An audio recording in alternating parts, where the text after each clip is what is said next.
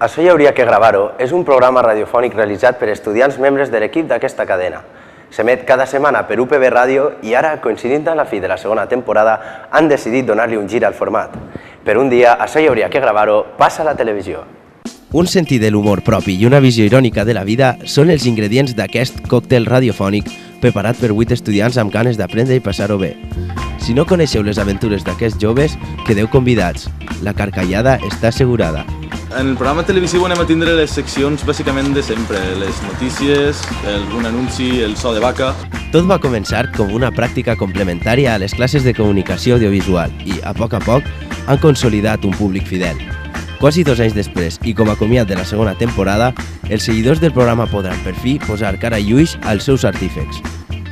I igual és Daniel Monzón, alguna entrevista o algo. ¿Qué pasa, amigo? Si me dejas estar, claro, porque si no... Bueno, sí, ja serà Simon Petit. Perquè, claro, tu hauràs dirigit el 211, però el programa el dirigís jo. Es verdad, tienes razón. O sea... Sí, me voy. Coño, el día que grabaron.